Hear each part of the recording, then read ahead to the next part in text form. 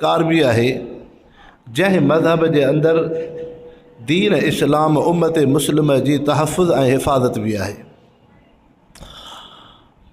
तंहिंजे करे सियासत इहो दीन जो हिकिड़ो अहम शोबो आहे। तव्हां असांजे मुआशिरे में चङनि भलनि दीनदार नेक निमाज़ी माण्हुनि में जेको सियासत जे लफ़्ज़ खां नफ़रत कंदा आहिनि या उलमाए दीन ते सियासी सरगर्मियुनि ते एतिराज़ कंदा आहिनि, उन जो बुनियादी वजह हीअ आहे त अंग्रेज़ जॾहिं ॾिठो त इस्लाम जे अंदरि हिकिड़ो सियासी निज़ाम आहे, मुआशिरती निज़ाम आहे, ख़िलाफ़त जो निज़ाम आहे जेको ख़ासि सियासत सां वाबस्तगी रखे थो, त उन सियासत जे लफ़्ज़ खे उन्हनि एतिरो रुसवा कयो, एतिरी उन्हनि जी ग़लति उन जी तारीफ़ कई वई जो मुआशिरे जे अंदरि असां इंसाननि मुसलमाननि जो ज़हन बि इन शइ ते अची पहुतो त सियासत माना मुनाफ़िक़त, सियासत माना मकरु फ़िरेब। तंहिंजे करे उलमा जो इहो शान मर्तबो नाहे सियासत में अचनि।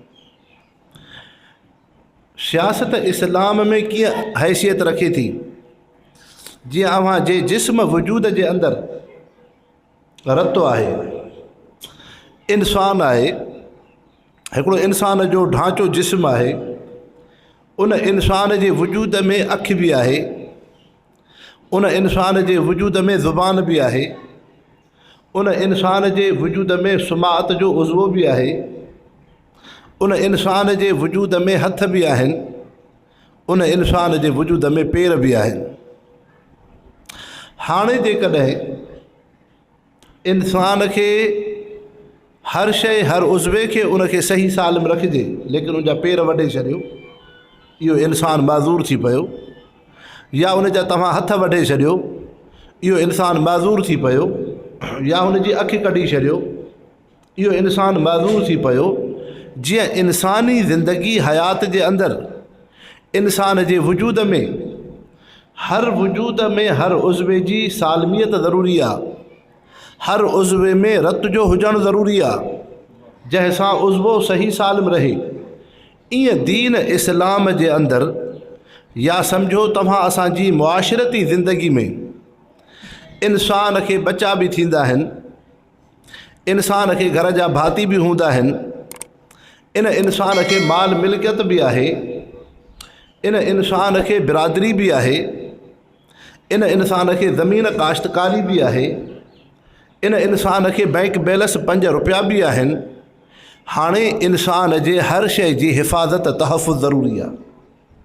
इन जी जान बि महफ़ूज़ हुजे, इन जा बच्चा बि महफ़ूज़ हुजनि, इन जा अहले ख़ाना बि महफ़ूज़ हुजनि, इन जी माल मिल्कत बि महफ़ूज़ हुजे, इन जी मेह बकरी बि महफ़ूज़ हुजे, इन जो खजी जो बाग़ बि महफ़ूज़ हुजे। इहो राति जो अचे वञे, ॾींहं जो रस्ते सां महफ़ूज़ थी घुमे, त इन इंसान खे हिफ़ाज़त हिन दौर में तॾहिं मिलंदी जॾहिं इन इंसान जो सियासी किरदारु हूंदो। जीअं तव्हांजे जिस्म जे अंदरि उज़वनि जी सालमियत ज़रूरी आहे, उज़वो तव्हांजो सही सालिम तॾहिं हूंदो जॾहिं उहो महफ़ूज़ हुजे, उन उज़वे में रत जो हुजणु ज़रूरी आहे। तीअं इंसानी मुआशिरती ज़िंदगी में हिन दौर जे लिहाज़ सां सियासत जो हुजणु ज़रूरी आहे। जंहिं इंसान जे अंदरि सियासी क़ुवत ऐं ताक़त हूंदी, इन जी जान बि महफ़ूज़, इन जो माल बि महफ़ूज़, इन जी इज़्ज़त आबरू बि महफ़ूज़। ख़ासि तरह सां असां त मुसलमान हूं, लेकिन मुसलमान जी अक़ीदत निस्बत अहिड़ी आहे जेको मुसलमान चवंदो आहे जीअं मुंहिंजी जान माल इज़्ज़त आबरू महफ़ूज़ हुजे, तीअं असांजो नामूसे रिसालत बि महफ़ूज़ हुजे, नामूसे सहाबा बि महफ़ूज़ हुजे, क़ुरान पाक जी इज़्ज़त बि महफ़ूज़ हुजे, असांजे सुन्नत सीरत ॾाढ़ी पटके जी बि इज़्ज़त महफ़ूज़ हुजे, मदरसे तालिबुल इल्म जी बि इज़्ज़त महफ़ूज़ हुजे, आलिम दीन जी बि इज़्ज़त महफ़ूज़ हुजे। उहा उन जी महफ़ूज़ तॾहिं थींदी जॾहिं सियासी उन में हरकत ऐं चुरप रहंदी। तंहिंजे करे हिन दौर जे अंदरि तव्हां बंदूक नथा खणी सघो, तव्हां बंदूक नथा खणी सघो। इस्लाम में बराबरि जिहाद आहे, लेकिन हिन दौर में हालात अहिड़ा आहिनि जेकॾहिं तव्हां इन रुख ते वेंदो त बजाए फ़ाइदे जे नुक़सान थी पवंदो। तंहिंजे करे सियासी उन वोट जे ज़रिए जेका तव्हांजी उन में महिनत ऐं जदोजहद हूंदी उन जो नतीजो इहो थींदो जो तव्हांजी हिफ़ाज़त थींदी। मसलन उहे उलमा आलिम सॻोरा आहिनि त दीनदार नेक सालिह, लेकिन सियासी उन्हनि में क़ुवत नाहे, सियासी उन्हनि में वाबस्तगी सोच नाहे। ॾिसो त हज़रत मौलाना आदिल साहब शहीद थियो ताज़ो, केतिरा उलमा असांजा उन रौनकुनि जे शहर सिंध जे में शहीद थिया, सभई उलमा इकराम शहीद थिया, केतिरा मदारस आहिनि, केतिरियूं मसाजिद आहिनि, लेकिन उन्हनि में सियासी क़ुवत ऐं ताक़त नाहे। नतीजो इहो आहे त आलिम दीन शहीद थींदो थो वञे, लेकिन क़ातिल बि ज़ाहिर नथो थिए ऐं उनखे तहफ़ुज़ बि नथो मिले, उनखे सिक्योरिटी बि नथी मिले। ॿिए पासे खां सियासी क़ुवत छा आहे? हज़रत मौलाना फज़लुर रहमान साहब तव्हां असां वांगुरु हिकिड़ो आलिम दीन आहे। जॾहिं मुल्क जे हलंदड़ हालात में नेब उनखे नोटिस जी जॾहिं इहो न्यूज़ ते ख़बर हलाई त उहो फज़लुर रहमान साहब जंहिंखे काई परवाह कोन्हे, बिलाख़िर उहो नोटिस वापसि वरितऊं। इहा उनखे कहिड़ी ताक़त हुई? इहा सियासी हिकिड़ी क़ुवत ऐं ताक़त आहे। त तव्हांजी ख़िदमत में अर्ज़ु कयुमि, जीअं इंसान जे जिस्म में उज़वनि जी सलामती ज़रूरी आहे, ईअं दुनिया जी ज़िंदगी जे अंदरि जान माल इज़त आबरू जी हिफ़ाज़त जे लाइ सियासी ज़रूरत बि ज़रूरी आहे। तंहिंजे करे असांजे बुज़ुर्गान दीन अल्लाह साईं उन्हनि जे क़बरुनि ते किरोड़ा रहमतूं फ़रमाए, जन उन्हनि सियासी लिहाज़ सां जमियत उलमाए हिंद जो बुनियादु रखियो। उन में हज़रत अमरोटी रहमतुल्लाह अलैह शरीक आहिनि। पाकिस्तान जे वजूद खां पोइ असांजे बुज़ुर्गान दीन हज़रत अमरोटी जे ख़ुलफ़ा ऐं फ़क़ीरनि में जमियत उलमा इस्लाम सां वाबस्तगी आहे। हज़रत हमादुल्लाह हालजवी जंहिं वक़्त में अल्लाह जे ज़िक्र सां जोड़नि था, मुसल्ले ते वेहनि था, उन वक़्त में उहो ई अल्लाह जो वली, लेकिन जमियत उलमा इस्लाम सां उन जी वाबस्तगी आहे। हर फ़क़ीर ऐं मुरीद खे जमियत उलमा इस्लाम में शमूलियत ऐं निस्बत जो ताक़ीद था करनि। एतिरे क़दुरु जो ख़ानपुर जेका रहीमयार ख़ान में आहे, उन जे बेक सां हिकिड़ो आलिम दीन हो मौलाना मोहम्मद हनीफ़ साहब, असां ख़ुदि अखियुनि सां ॾिठोसीं, ॾाढो नेक साल सॻोरो आलिम दीन हो। जॾहिं हज़रत मौलाना अताउल्लाह शाह साहब बुख़ारी अहरार जमात ठाही, मौलाना मोहम्मद हनीफ़ साहब उन्हनि जो ताल्लुक़ हज़रत हमादुल्लाह हालजवी सां हो। उन मौक़े ते हज़रत हालजवी जन खे ख़बर पई त मुंहिंजे फ़क़ीर जमियत उलमा इस्लाम खे छॾे करे अहरार में फार्म भरायो आहे। फ़रमायो मोहम्मद हनीफ़, तूं जेकॾहिं मूंखां ज़िक्र वरितो आहे त तुंहिंजो ज़िक्र अज़कार बैत तॾहिं क़ाइमु थींदी जो तूं जमियत उलमा इस्लाम जो फार्म भराए। जेकॾहिं तूं जमियत उलमा इस्लाम में न रहंदे त तोखे हमादुल्लाह जे दर ते अचण जी बि ज़रूरत नाहे। बज़ाहिर त ॻाल्हि ॾुखी पई लॻे, लेकिन अॼु हलंदड़ हालात जे लिहाज़ सां मुशाहिदो तव्हां असांजो इन शइ ते एतिराफ़ इक़रार थो करे त बराबरि असांजे बुज़ुर्गनि जी सोच 100% सही हुई।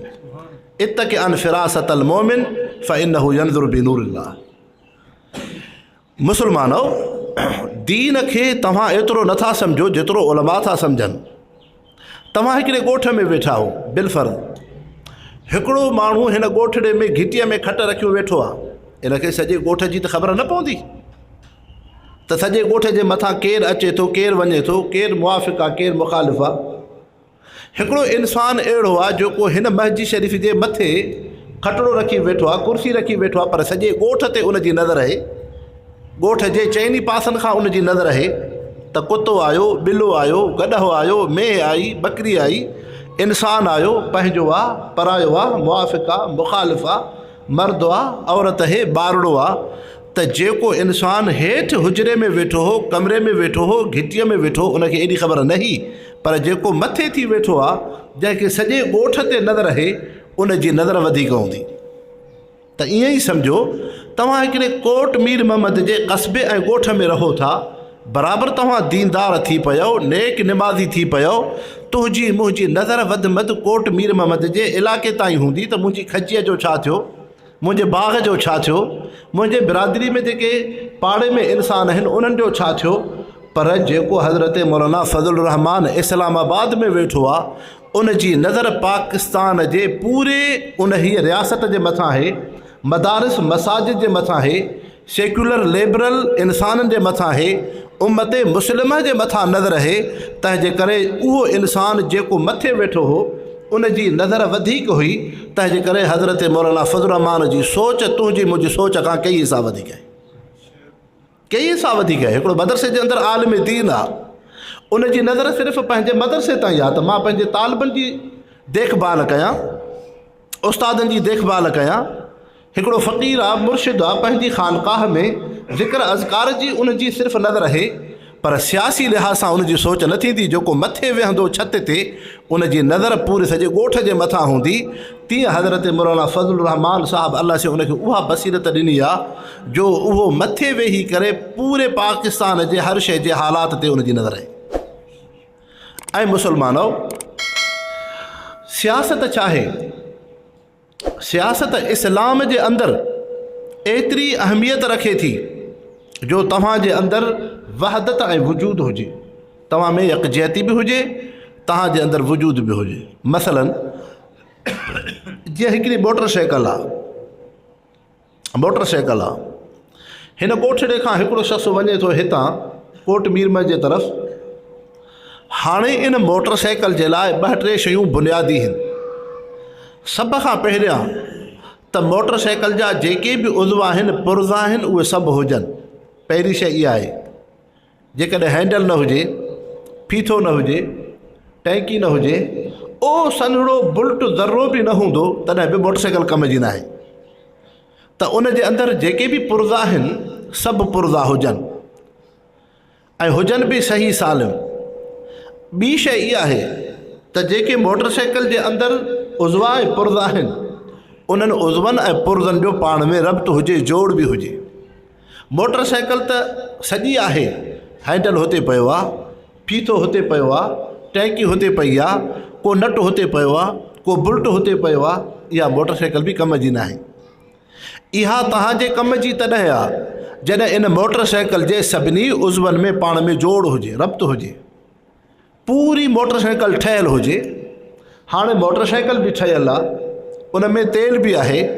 हाणे इन जे लाइ ड्राइवर ज़रूरी आहे, उन जे लाइ हलाईंदड़ इंसान ज़रूरी आहे जेको उन मोटरसाइकिल खे ॼाणे।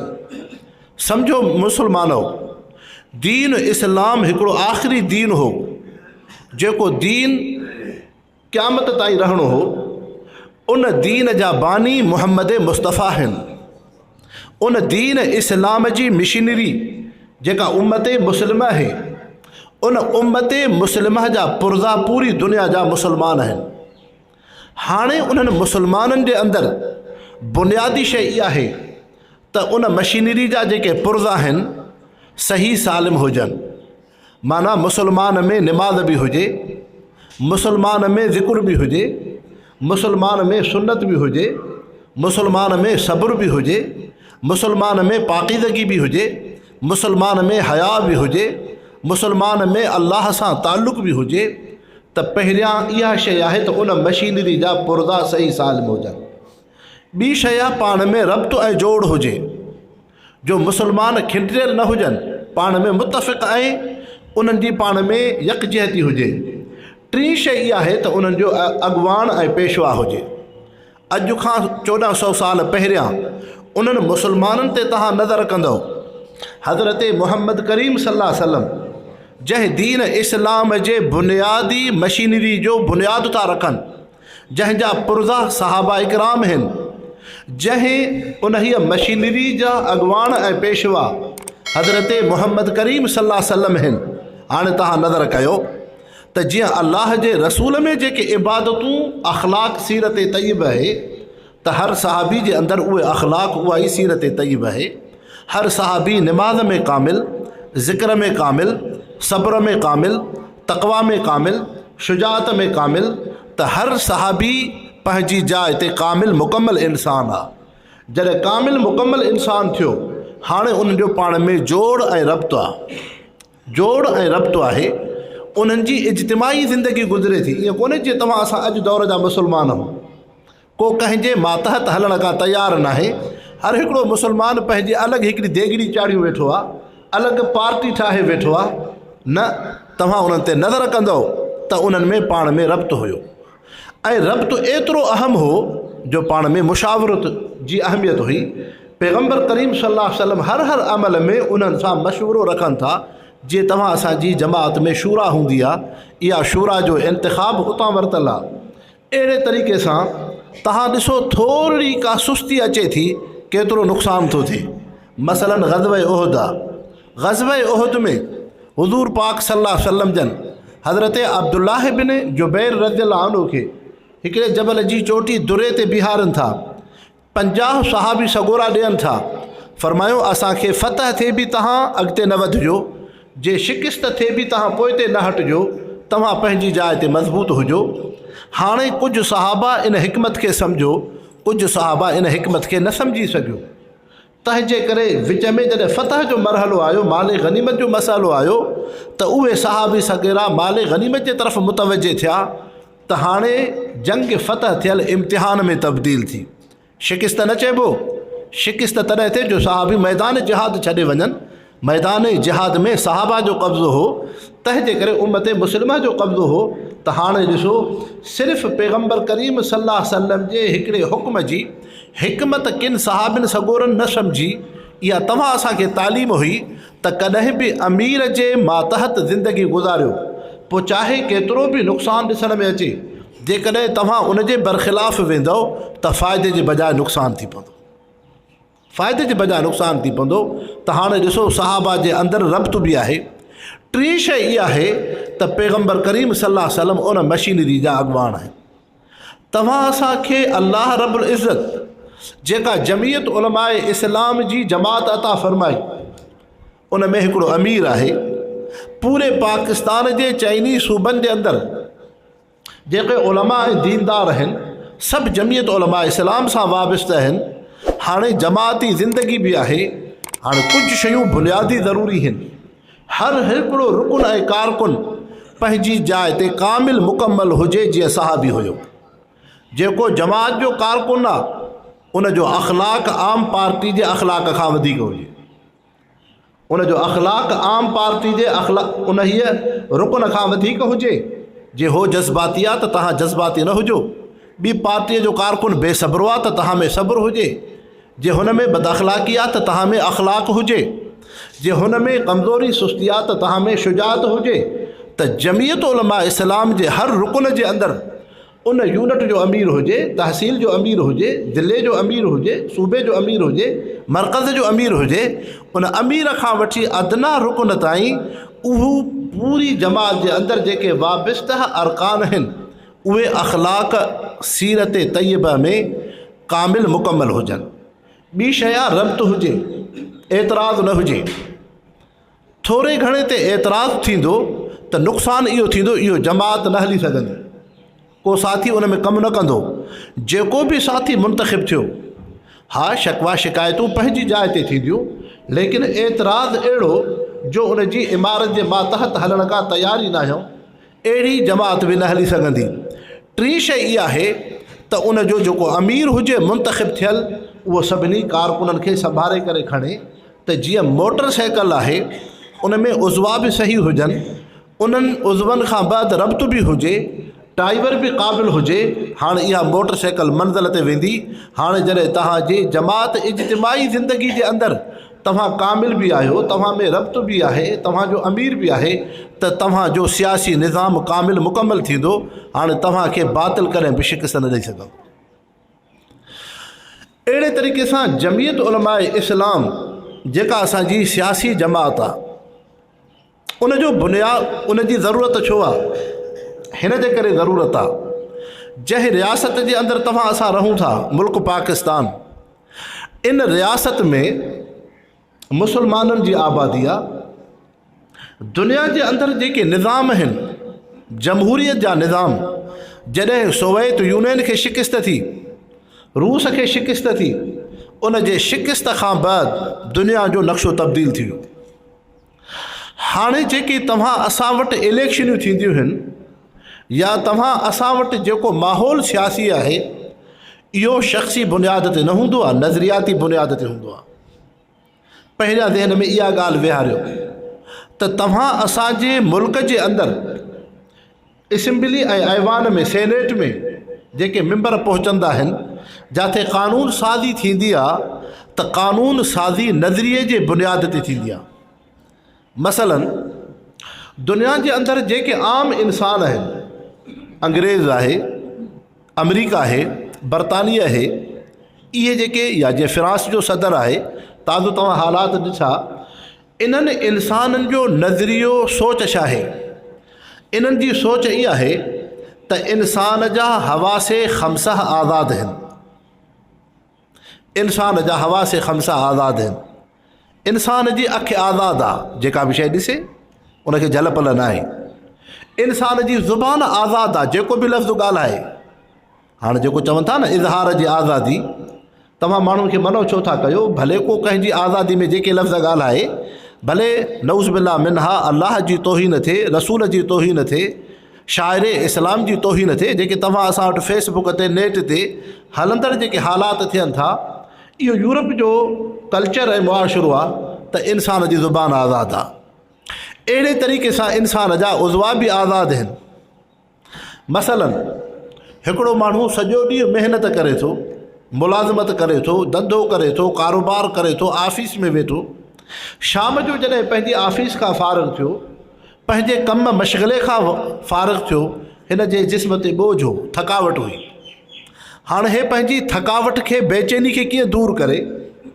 उन जे लाइ यूरोप जो मुआशिरो, अंग्रेज़ इहो थो चवे त इंसान आज़ादु आहे।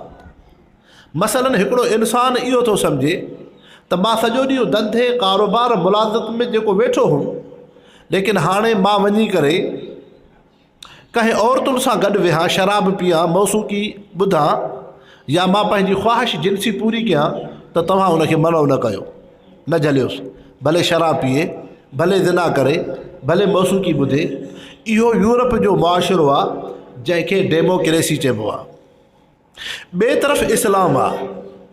तव्हां असां हिन इलाइक़नि में जेके बि इंसान आबाद हूं, पाकिस्तान जी रियासत जे अंदरि सभु मुस्लमान हूं। असां में अक़ीदे ख़त्म नबूवत आहे, असां में अक़ीदो ईमान जो आहे। ॾिसो तव्हां जेके बि पाकिस्तान जे अंदरि मज़हबी मकातब फ़िक्र जा इंसान हो, सभई मज़हब सां ताल्लुक़ रखो था। मज़हब माना इबादत।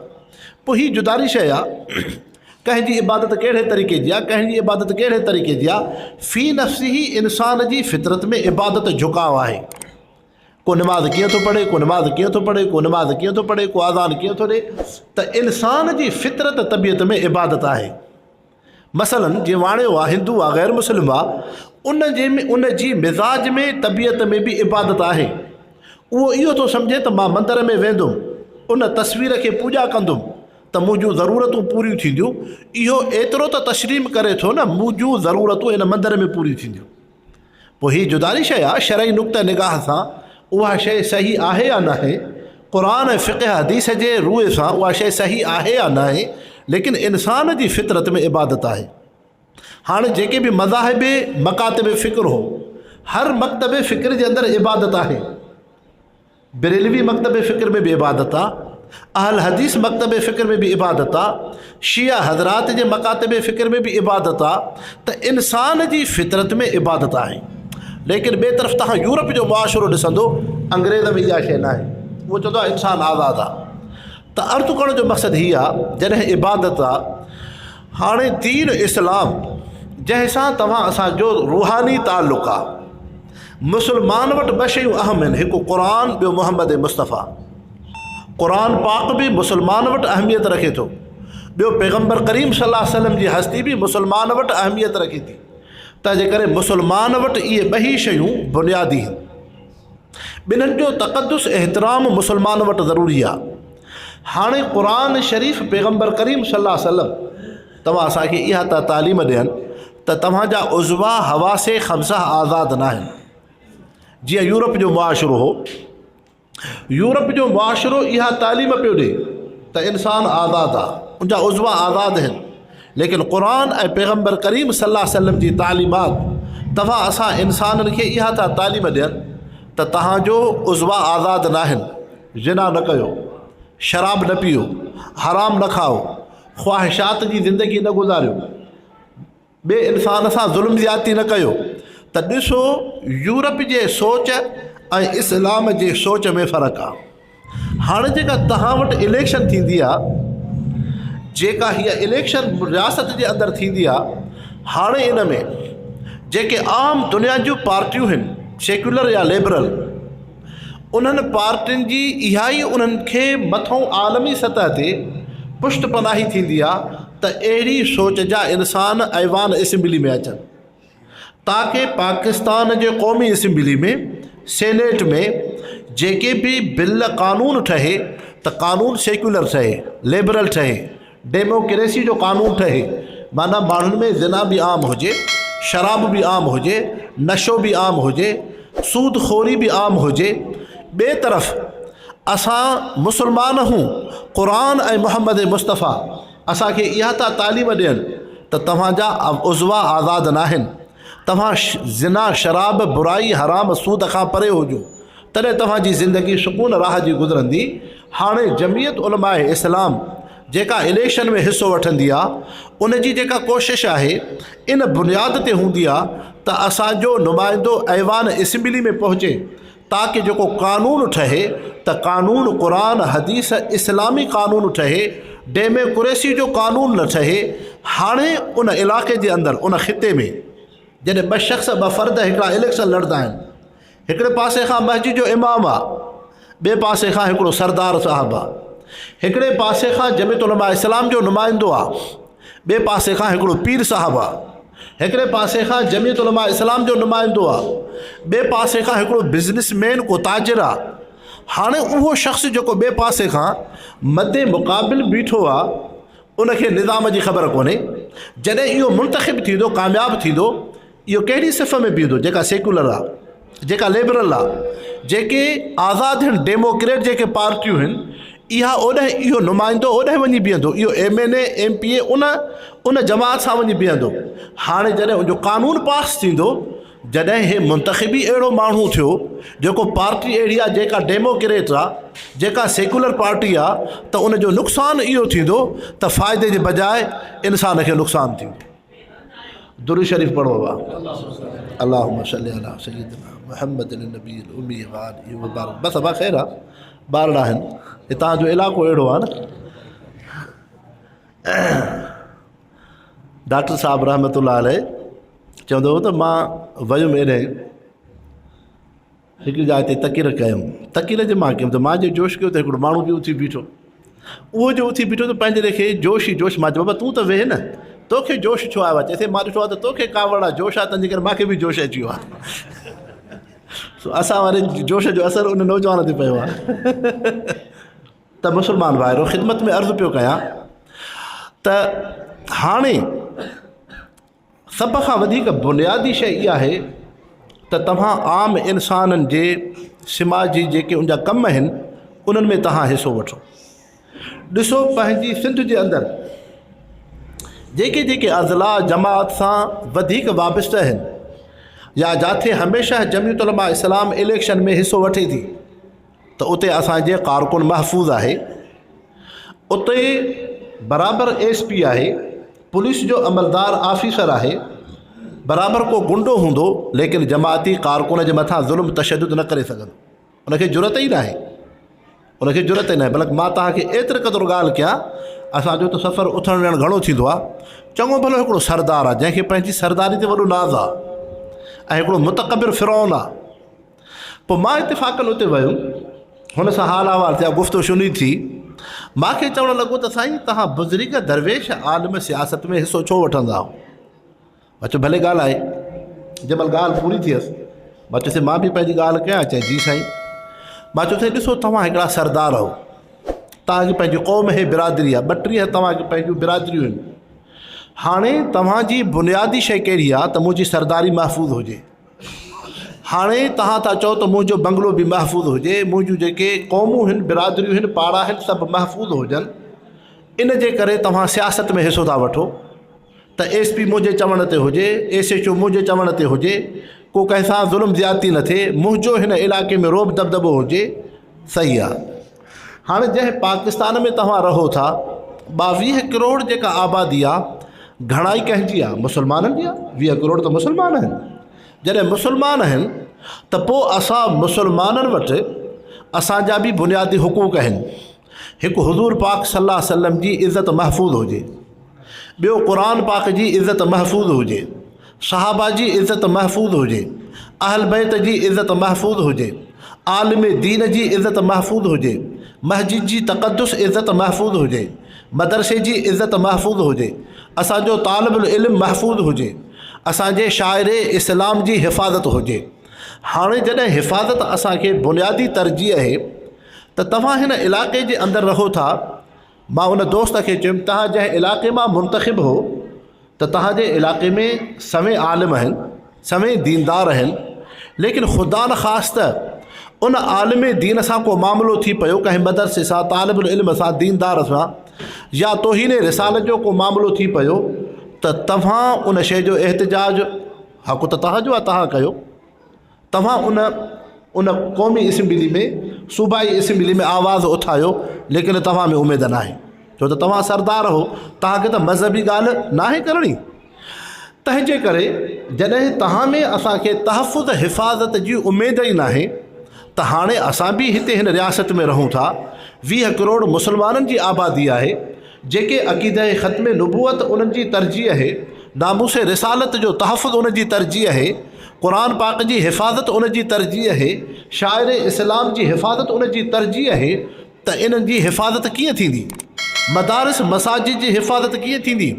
इन जे करे असांखे सियासत में ज़रूरत आहे। इन जे करे जमीयत उलमा इस्लाम हिसो वठंदी आहे। इन जे करे उलमा इकराम सियासत में हिसो वठंदा आहिनि। त जॾहिं इहे ॻाल्हियूं सभु ॿुधाई, पोइ कंध लोॾे करे चवण ते बराबरि तव्हांजी हक़ीक़त आहे।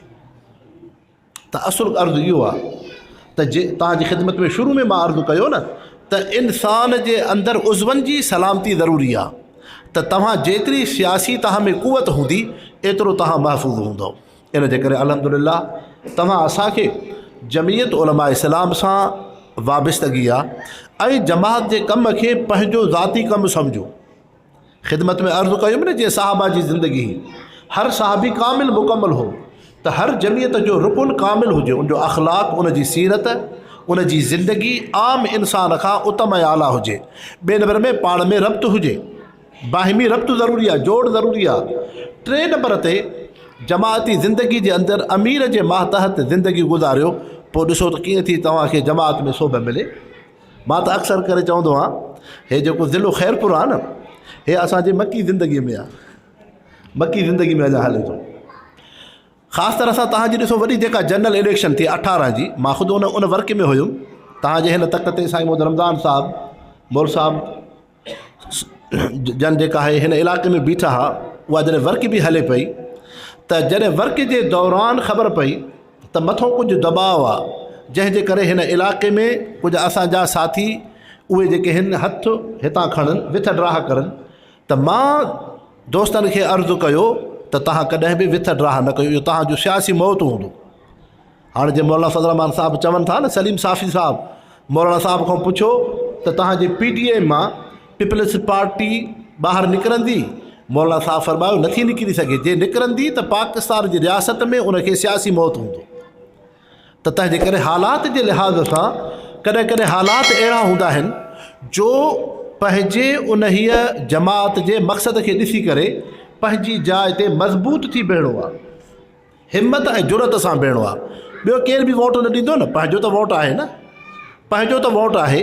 ऐं ॾिसो तव्हां हमेशह हिन ज़िले ख़ैरपुर जे अंदरि इलेक्शनियूं लड़ंदा अचो हा, लड़ंदा अचो हा।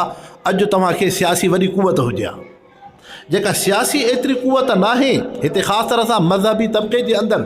उन जी बुनियादी वजह इहो आहे त तव्हां इलेक्शन जे मरहले में हाली हिम्मत सां बीहंदा हो, ऐं मौक़े ते ईद वारे ॾींहुं घर वञी वेही रहंदा हो। हालांकि ईअं न हुजणु खपे। ॾिसो ज़िलो शिकारपुर आहे, हज़रत साईं मोहम्मद आलिम साहब जन इलेक्शन लड़दा हुआ। 70 जे दौर में इते इलेक्शन हज़रत साईं बेर शरीफ़ वारा रहमतुल्लाह अलैह जन बीठा हुआ। 70 जे दौर खां वठी हमेशह जमीयत उलमा इस्लाम उते हिसो वठंदी आहे। हालांकि तव्हांजे हिन इलाइक़े में सरदार न आहिनि, सरदार उते आहिनि, दरिया जे हुन पासे खां जेको उते कारकुननि खां इंतिक़ाम मां बदिलो आहे उहो हिते न आहे। लेकिन उते असांजा जमायती साथी, जमात जो एतिरी तासीर आहे अल्हम्दुलिल्लाह, जो सरदार खे ज़रूरत न आहे, जो तोणी उन जो क़ौम राज जो आहे। लेकिन जमीयत उलमा इस्लाम जो कारकुन आहे, उन कारकुन खे तकलीफ़ न ईंदी, एतिरी जमात जी क़ुवत ताक़त आहे। मां कल्ह ठुल्ह जे इलाइक़े में वियुमि, हिकिड़ो असांजो जमायती हुयो, को उते खून थी पियो, खून में जेका FIR कटिजी वई, उन FIR में असांजे जमायती जेको कारकुन हो हिकिड़ो उन जो छोकिरो हुयो ऐं उन जो उन में नालो अची वियो। हाणे उन में नाहक बुनियाद ते उनजो नालो आयो। पोइ बिलाख़िर उन इलाइक़े जा मुक़दम रईस, मां ख़ुदि उन्हनि ॾे पाण वियुसि, उन्हनि खे साण खणी मेड़ में वियासीं। उन मेड़ में इहो फ़ाइदो थियो त उन कारकुन जो असांजो उन FIR खून वारी मां नालो ॿाहिरि अची वियो। त हाणे उहे पंहिंजे इलाइक़े जा माण्हू चवनि पिया त ॾिसो त हे पंहिंजे कारकुननि जी देखभाल केतिरी करनि था, त ॾिसो इहा जमात जी क़ुवत ताक़त आहे। मां तव्हांखे अर्ज़ु कयांव त इहे इलाइक़ा जेके आहिनि एॾा ॾुखिया इलाइक़ा आहिनि, जंहिंमें हलणु तमामु ॾुखियो आहे। लेकिन उते जेके असांजा कारकुन आहिनि उन्हनि जी महज़ हिफ़ाज़त जमीयत उलमा इस्लाम जी करे आहे, जमीयत उलमा इस्लाम जी करे आहे। बल्कि हिकिड़े मौक़े ते हिकिड़ो SP साहिबु उते असांजे जमात जा जेके कारकुन हुआ उन्हनि ते ज़ुल्म कर पियो। SP साहिबु उन्हनि सां जमात जे जेके असांजो ज़िलई अमीर हो उन सां को उनजी का माना मुआमलत न हुई। नेठि असांजे दोस्तनि जमायती SP साहिब खे इहा ॻाल्हि कई त हे जंहिं इलाइक़े में तूं पहिरियों दफ़ो आयो आहे, लेकिन हिन ज़िले जे अंदरि जमीयत उलमा इस्लाम जो असरु आहे, तंहिंजे करे जमीयत उलमा इस्लाम ग़लति कमु नथी चाहे, पंहिंजे कारकुननि जो तहफ़ुज़ चाहे थी। पोइ नेठि जॾहिं बि वञनि त SP साहिबु हेॾो जी ॻाल्हि होरे करे छॾे। असांजे दोस्तनि उनखे इहा ॻाल्हि कई त तुंहिंजे ख़िलाफ़ु असां एहतिजाज रखंदासीं। सिर्फ़ु सोशल मीडिया ते उनजे ख़िलाफ़ु जेको आवाज़ु उथारियो वियो, सोशल मीडिया ते उते असांजी टीम वॾी सरगर्म आहे।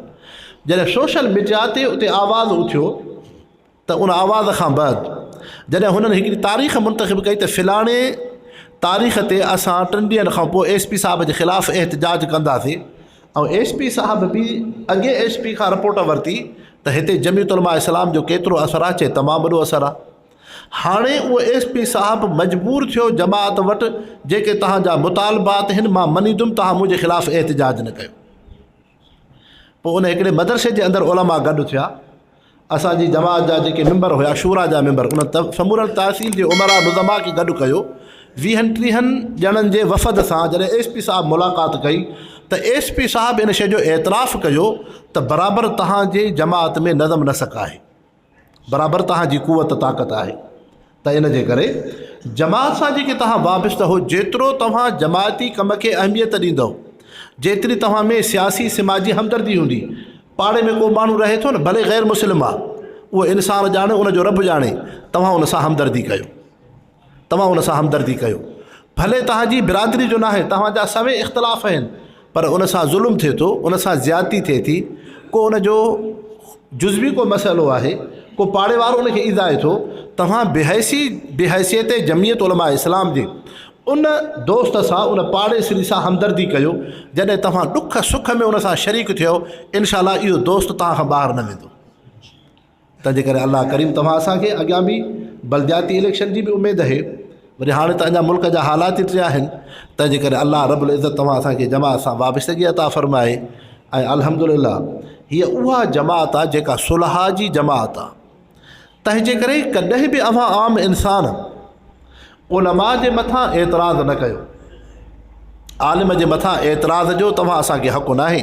शैतान अहिड़ा ख़्यालात विझंदो आहे त हे आलिम दीन हीअं आहे, हे हीअं आहे, हे हीअं आहे। तव्हांजी ख़िदमत में मां अर्ज़ु कयो न, हिकिड़ो पंहिंजे हुजरे में वेठो आहे, उहो नज़र थो करे, उनजी नज़र सिर्फ़ु पंहिंजे घर ताईं हूंदी, लेकिन जेको मथे छत ते वेठो आहे उनजी नज़र सॼे ॻोठ ते हूंदी। तंहिंजे करे उलमा जी नज़र तव्हां असांजे हलंदड़ हालात ते आहे। इन जे करे उलमा जे कंहिं बि अमल जे मथां इंसानु एतिराज़ न करे, एतिराज़ न करे। बेअदबी तमामु वॾो गुनाह आहे। बेअदबी जे करे इंसान खां अल्लाह जे नूरानियत रहमत वारो दरवाज़ो बंदि थी वेंदो आहे। कई इंसान ॾिठासीं, हज़रत साईं मोहम्मद हसन साहिबु शाहपुर चाकर वारा रहमतुल्लाह अलैह हिकु दफ़ो हाले जी शरीफ़ आया, इत्तिफ़ाक़न हाले शरीफ़ में फ़ौतगी थियल हुई। हज़रत मौलाना अलामा अली शेर हैदरी साहब रहमतुल्लाह अलैह बि उहे बि आयल हुया। मां ख़ुदि हुन कचहरी में हुयुमि, वॾा उलमा हा, नेक सालिबाना वेठा। साईं मोहम्मद हसन साहब खे मां पहिरियों दफ़ो ॾिठो। मां जॾहिं ॾिठुमि त साईं कंहिं महिल वाल साहब जन जुती न पाती, उथी करे डुक पातो। मां चयो भले कहिड़ो बुज़ुर्ग आहे। पोइ जे पुछियुमि त साईं मोहम्मद हसन साहब आहिनि। ख़ैर उन्हनि जो जेको आहे, पोइ जॾहिं उहे वेठा, वेही करे उन्हनि हिकिड़ो वाक़ियो ॿुधायो पंहिंजो। फरमायूं हज़रत साईं वॾनि साईं हमादुल्ला साईं जे वक़्त में असां जॾहिं हिते ईंदा हुआसीं तालिबुल इल्मी जे दौर में, हिकिड़ो मौलवी साहबु हो, मस्जिद हालेजी शरीफ़ में मग़रिब जी नमाज़ पढ़े। मग़रिब खां बाद क़ादरी सिलसिले जे ज़िक्र जो हल्को लॻंदो आहे। चई जीअं जे हल्को शुरू थियो त उहो उतरे पासे ॾो मस्जिद शरीफ़ में बीठो हो। उन उतो रड़ करे चयो त मौलवी हमादुल्ला साहब, छाजो तूं हे नयूं नयूं बिदअतूं वग़ैरह तूं हिते शुरू कयूं आहिनि, तंहिंजे करे हे तुंहिंजो ज़िक्र जो हल्को शरई लिहाज़ सां त जाइज़ कोन्हे। एतिराज़ात कयई।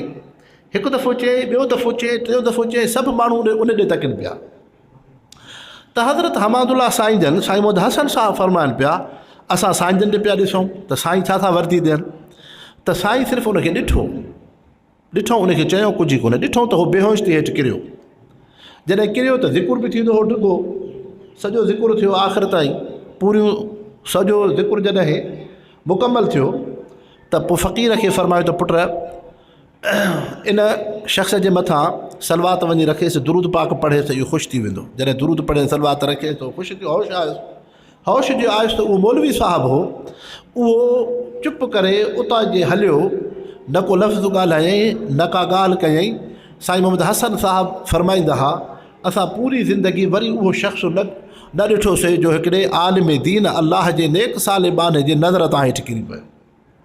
त कॾहिं बि इंसानु बेअदबी न करे त जेकॾहिं हीअ जमात मामूली जमात न आहे, हीअ अहलुल्लाह जी जमात आहे, बुज़ुर्गान दीन जी जमात आहे।